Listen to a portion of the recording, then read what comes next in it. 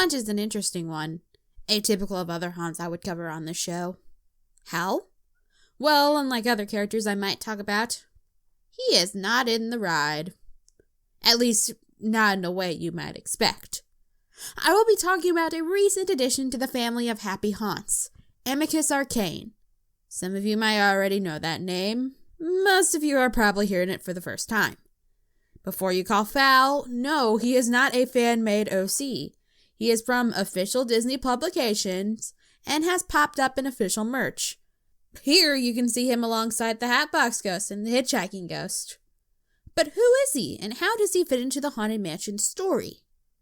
Well, sit back in your doom buggy as we find out in just a moment. Amicus Arcane debuted in the Tales from the Haunted Mansion book series in 2016. I've mentioned them several times in this series, but in case you don't know, here's a quick refresher. Tales from the Haunted Mansion is a book series containing stories from the Haunted Mansion's library. In the Florida Mansion, the best one, don't at me, you pass through the library. The Ghost House tells us it's well stocked with priceless first editions, only ghost stories, of course. Through this series, you can read some of them. Each book is about 3 or 5 stories total. Some of them are directly connected to the mansion, others are just scary to be scary, often with plot twists and bummer endings. I've read all 4 of them, and they're pretty good. If you're familiar with Goosebumps or Scary Stories to Tell in the Dark, that's what you're getting with this series. But we're not here to talk about the stories. We're here to talk about the keeper of the stories. Amicus Arcane is the mansion's librarian. He loves reading, collecting, and telling stories to any foolish mortals who will take the time to listen. His bibliophilia would make Belle blush. He tends to every book, making sure those priceless first editions are cataloged properly. And he's read every single book from cover to cover. But his love for ghost stories goes far beyond the printed word. He's also a bit of a cinephile, as was revealed in book 2.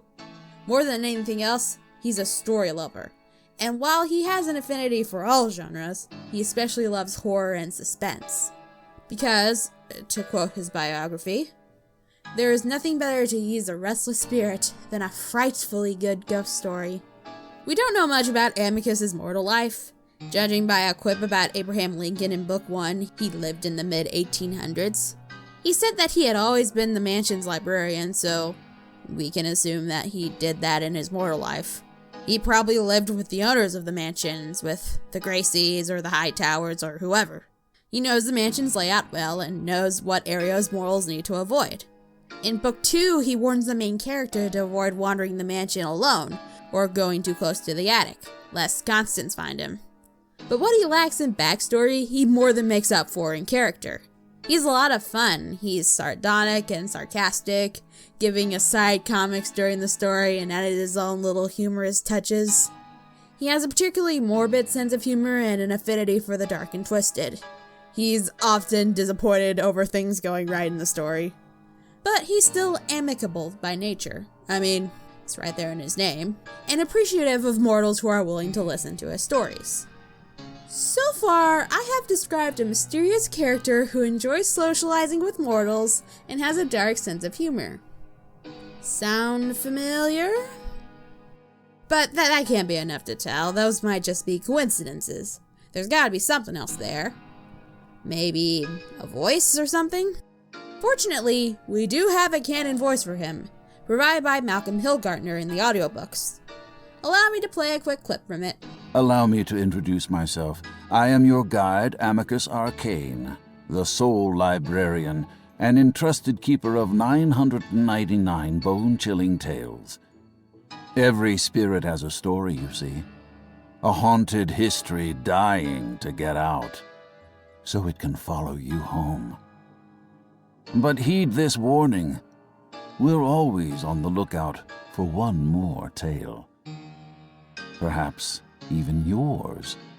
So he has a morbid sense of humor, is an amicable host to all the mortals, is constantly cracking jokes, knows the mansion like the back of his hand, and kind of sounds like Paul Frees. I think Amicus Arcane might be the ghost host. Hey Ed, doesn't this contradict your ghost host video? Not necessarily. If you remember in that video, I said that the Hatchet Man is the ghost host. Remember, he doesn't have a name. He's just the Hatchet Man. But take a look at this picture of him and put it next to this picture of Amicus from the books. They look a little similar, don't they? The jaw, the hair, the clothing. Give Amicus a noose and a deformed eye and you'd have the Hatchet Man. And by the way, he also appears in one of the variant covers in the Marvel comic. Look for the one with Buff Ezra.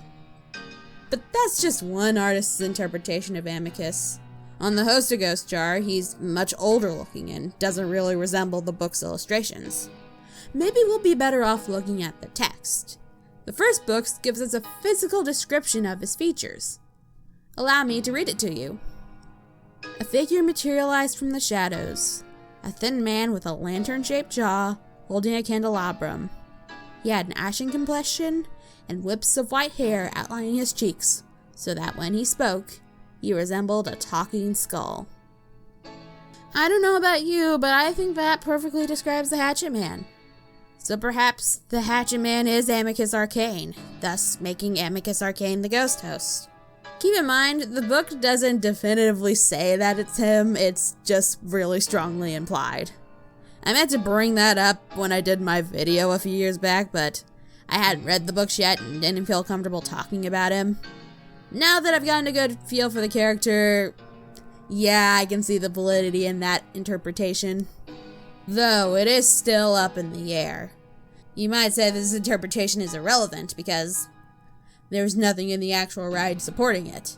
If it's not in the actual ride, then all that headcanon and all that extra stuff doesn't really matter. I'll leave the further interpreting up to you. If you'll allow me to shed my usual objective narration for this video, here are my thoughts. You know what's better than one edgy narrator? Two edgy narrators.